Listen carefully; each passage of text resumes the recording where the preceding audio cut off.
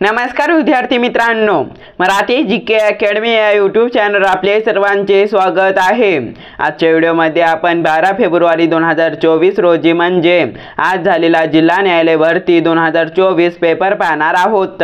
तर मित्रांनो, व्हिडिओला शेवटपर्यंत पाहायचे आणि व्हिडिओला लाईक आणि चॅनलला सबस्क्राइब नक्की करायचं आहे का तर मित्रांनो, असे महत्त्वपूर्ण व्हिडिओ आपल्याला नक्की बघायला मिळतील। तर मित्रांनो, व्हिडिओला सुरुवात करूया। प्रश्न क्रमांक पहिला, मोठ जंगल जामी योजना कोणत्या राज्याने सुरू केली? तर ऑप्शन क्रमांक 3 योग्य राहील मित्रांनो। आपलं उत्तर ओडिशा या राज्याने मोठ जंगल जामी योजना सुरू केली। प्रश्न क्रमांक दुसरा, भगतसिंग यांची जयंती आपण कधी साजरी करतो? तर ऑप्शन क्रमांक 2 योग्य राहील मित्रांनो। आपलं उत्तर 28 सप्टेंबर या दिवशी भगतसिंग यांची जयंती आपण साजरी करतो।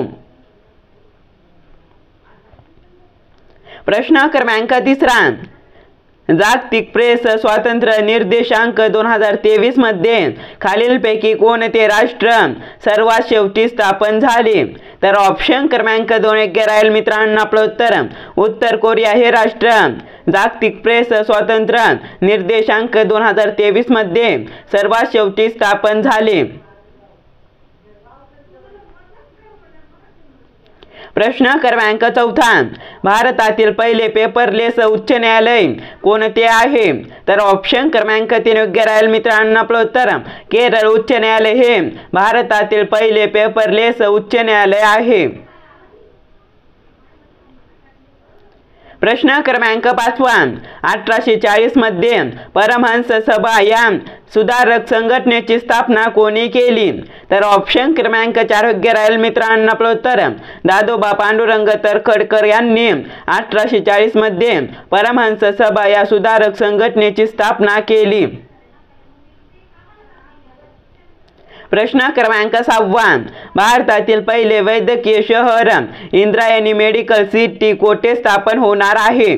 तर ऑप्शन क्रमांक 1 योग्य राहील मित्रांनो। आपलं उत्तर पुणे येथे भारतातील पहिली वैद्यकीय शहर इंद्रायणी मेडिकल सिटी स्थापन होणार आहे।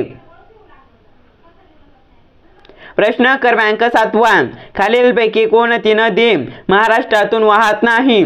तर ऑप्शन क्रमांक 1 योग्य राहील मित्रांनो। आपलं उत्तर महानदी ही महाराष्ट्रातून वाहत नाही। प्रश्न क्रमांक 8, खालीलपैकी कोणते समाजसुधारक लोकहितवादी म्हणून प्रसिद्ध होते? तर ऑप्शन क्रमांक 2 योग्य राहील मित्रांनो। आपलं उत्तर गोपाळ हरी देशमुख हे समाजसुधारक लोकहितवादी म्हणून प्रसिद्ध होते। प्रश्न क्रमांक 9, कोणता किल्ला शिवाजी महाराजांनी स्थापन केलेल्या स्वराज्याची पहिली राजधानी होता? तर ऑप्शन क्रमांक 1 योग्य राहील मित्रांनो। आपलं उत्तर राजगड हा किल्ला शिवाजी महाराजांनी स्थापन केलेल्या स्वराज्याची पहिली राजधानी होता। प्रश्न क्रमांक 10, दक्षिण आफ्रिकेतून परत आल्यानंतर महात्मा गांधींनी सत्याग्रह यात्रा कोठून सुरू केली? तर ऑप्शन क्रमांक 3 योग्य राहील मित्रांनो। आपलं उत्तर चंपारण येथून दक्षिण आफ्रिकेतून परत आल्यानंतर महात्मा गांधीजींनी सत्याग्रह यात्रा सुरू केली। प्रश्न क्रमांक 11, पतन या शब्दाचा विरुद्धार्थी शब्द कोणता? तर ऑप्शन क्रमांक 3 योग्य राहील मित्रांनो। आपलं उत्तर उन्नती हा शब्द पतन या शब्दाचा विरुद्धार्थी शब्द आहे। प्रश्न क्रमांक 12, आधुनिक मराठी कवितेचे जनक हा मान कोणाला दिला जातो? तर ऑप्शन क्रमांक 1 योग्य राहील मित्रांनो। आपलं उत्तर केशवसूत यांना आधुनिक मराठी कवितेचे जनक हा मान दिला जातो। प्रश्न क्रमांक 13, कोणाला राज्य विधिमंडळाचे अधिवेशन बोलवण्याचा अधिकार आहे? तर ऑप्शन क्रमांक 1 योग्य राहील मित्रांनो। आपलं उत्तर राज्याचे राज्यपाल यांना विधिमंडळाचे अधिवेशन बोलवण्याचा अधिकार आहे। प्रश्न क्रमांक 14, 1905 मध्ये हिंदू विद्यापीठाची स्थापना करण्याची संकल्पना कोणी मांडली? तर ऑप्शन क्रमांक 1 योग्य राहील मित्रांनो आपलं उत्तर पंडित मदन मोहन मालवीय यांनी 1905 मध्ये हिंदू विद्यापीठाची स्थापना करण्याची संकल्पना मांडली. प्रश्न क्रमांक 15 सून या शब्दाचे वचन बदला. तर ऑप्शन क्रमांक 1 योग्य राहील मित्रांनो आपलं उत्तर सुना. प्रश्न क्रमांक 16 आदर शब्दाचा विरुद्धार्थी शब्द कोणता आहे? तर ऑप्शन क्रमांक 2 योग्य राहील मित्रांनो आपलं उत्तर अनादर हा आदर या शब्दाचा विरुद्धार्थी शब्द आहे. प्रश्न क्रमांक 17 सुवर्णदुर्ग किल्ला महाराष्ट्रातील कोणत्या जिल्ह्यात वसलेला आहे? तर ऑप्शन क्रमांक 4 योग्य राहील मित्रांनो आपलं उत्तर रत्नागिरी या जिल्ह्यामध्ये सुवर्णदुर्ग किल्ला महाराष्ट्रातील वसलेला आहे. प्रश्न क्रमांक 18 हॉर्नबिल महोत्सव कोणत्या राज्यात आयोजित केला जातो? तर ऑप्शन क्रमांक 2 योग्य राहील मित्रांनो आपलं उत्तर नागालँड या राज्यामध्ये हॉर्नबिल महोत्सव आयोजित केला जातो. प्रश्न क्रमांक 19 ब्रह्मपुत्रा नदी ही भारतात खालीलपैकी कुठल्या प्रदेशातून प्रवेश करते? तर ऑप्शन क्रमांक 1 योग्य राहील मित्रांनो आपलं उत्तर अरुणाचल प्रदेश या प्रदेशातून ब्रह्मपुत्रा नदी ही भारतात प्रवेश करते. प्रश्न क्रमांक 20 राऊ या मराठी कादंबरीचे लेखक कोण आहेत?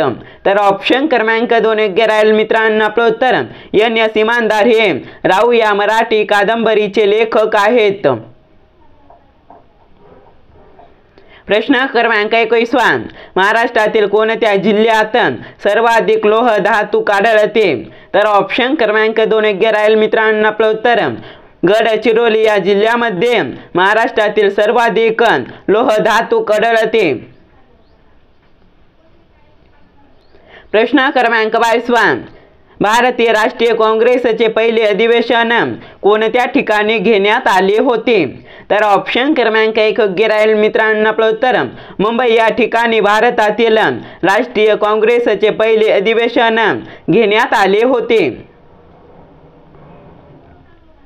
प्रश्न क्रमांक 23 महाराष्ट्रातील खालीलपैकी कोणत्या जिल्ह्यात सर्वात कमी विधानसभा मतदारसंघ आहेत? तर ऑप्शन क्रमांक 3 योग्य राहील मित्रांनो आपलं उत्तर सिंधुदुर्ग या जिल्ह्यात सर्वात कमी विधानसभा मतदारसंघ आहेत. प्रश्न क्रमांक 24 महाराष्ट्र शासनाकडून दिला जाणारा शिवछत्रपती पुरस्कार कोणत्या क्षेत्राशी संबंधित आहे? तर ऑप्शन क्रमांक 2 योग्य राहील मित्रांनो आपलं उत्तर क्रीडा या क्षेत्राशी महाराष्ट्र शासनाकडून दिला जाणारा शिवछत्रपती पुरस्कार संबंधित आहे. प्रश्न क्रमांक 25 सैनिकांनी लढाई जिंकली असेल या वाक्याचा काल ओळखा. तर ऑप्शन क्रमांक 3 योग्य राहील मित्रांनो आपलं उत्तर पूर्ण भविष्यकाळ. प्रश्न क्रमांक 26 भारतातील खालीलपैकी कोणत्या राज्याची सीमा महाराष्ट्राला लागून नाही?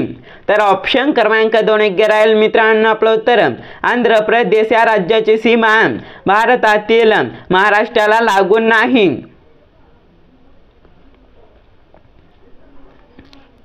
प्रश्न क्रमांक 27 प्रार्थना समाजाची स्थापना कोणी केली? तर ऑप्शन क्रमांक 2 योग्य राहील मित्रांनो आपलं उत्तर आत्माराम पांडुरंग यांनी प्रार्थना समाजाची स्थापना केली. प्रश्न क्रमांक 28 आवळा देऊन कोहळा काढणे या वाक्यप्रचाराचा योग्य अर्थ काय? तर ऑप्शन क्रमांक 2 योग्य राहील मित्रांनो आपलं उत्तर लहान वस्तू देऊन मोठी वस्तू घेणे हा आवळा देऊन कोहळा काढणे या वाक्यप्रचाराचा योग्य अर्थ होय. प्रश्न क्रमांक 29 विचारलेल्या प्रश्नाचे त्वरेने योग्य उत्तर देणारा कोण असतो? तर ऑप्शन क्रमांक 3 योग्य राहील मित्रांनो आपलं उत्तर हजरज बाबी हा विचारलेल्या प्रश्नाचे त्वरेने योग्य उत्तर देणारा असतो. प्रश्न क्रमांक 30 देवदासी प्रथेविरोधात परिषदेचे आयोजन कोणी केले होते? तर ऑप्शन क्रमांक 2 योग्य राहील मित्रांनो. आपलं उत्तर महर्षी विठ्ठलरामजी शिंदे यांनी देवदासी प्रथेविरोधात परिषदेचे आयोजन केले होते. हा पेपर आवडल्यास व्हिडिओला लाईक आणि चॅनलला सबस्क्राईब नक्की करा मित्रांनो. आपण भेटूया नेक्स्ट पेपरमध्ये.